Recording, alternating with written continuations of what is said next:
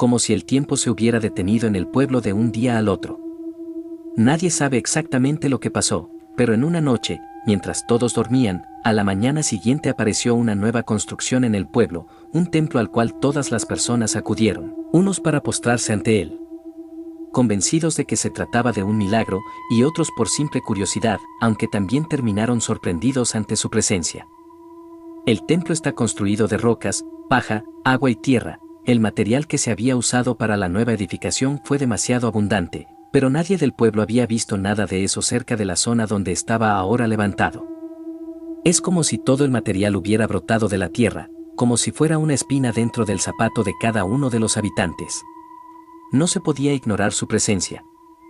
Incluso los extraños se sorprendían al verla, pues muchos se preguntaban cómo era posible que alguien hubiera construido esos muros en solo una noche, ni tampoco que hubieran surgido de la nada. Nadie podía pasar frente al templo sin preguntarse cuántas personas habrían podido hacer eso en una sola noche. Algunos daban vueltas alrededor del nuevo templo con la intención de comprobar si se trataba de una broma y si la construcción no era real, mientras que otros buscaban en ella lo misterioso y lo imposible. Algunos imaginaban que había brotado de las entrañas de la tierra. También hubo quienes aseguraban y juraban que ese templo era un regalo del cielo, del mismo Altísimo.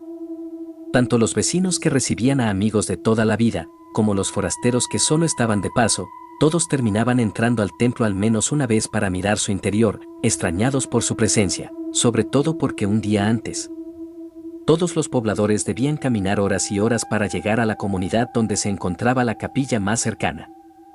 Sobre todo los mineros se extrañaban de esa construcción sagrada, pues en ese pueblo se decía que no había lugar para santos ni vírgenes, que era un territorio que el diablo había pisado antes que cualquier santo y, por lo tanto, eran sus dominios. Al igual que en otros poblados de tradición minera, donde más de un trabajador hacía sus ofrendas al tío de los socavones o al tío de la mina, por eso la gente pensó que no había duda, el demonio había tenido algo que ver con la aparición del templo. Oploca fue el poblado donde ocurrió este fenómeno. Allí, hasta nuestros días permanece intacta la duda de cómo se elevaron sus paredes y su torre, que continúa en pie sin haber sido terminada. Los habitantes cuentan que la obra nació de una apuesta que hizo el diablo con la evangelización que llegó al lugar en el siglo pasado. Piensan que el diablo y el Altísimo tuvieron una disputa sobre quién se quedaría con los habitantes de esa región.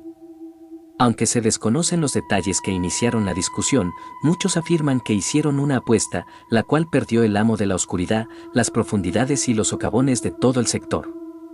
Como parte del trato, el diablo debía construir el templo. Si hubiera perdido el Altísimo, la labor le habría correspondido a él, pero como fue el diablo quien perdió, la tarea quedó en sus manos, con el plazo de terminarla antes del amanecer.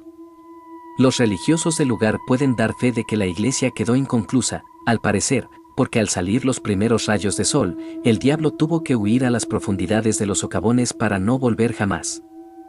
Así, la obra quedó a medias, y hasta ahora, cuando alguien intenta terminarla movido por la fe o una promesa, siempre ocurre algo que la detiene. Se dice que, como fue empezada por el diablo, solo él puede terminarla por completo.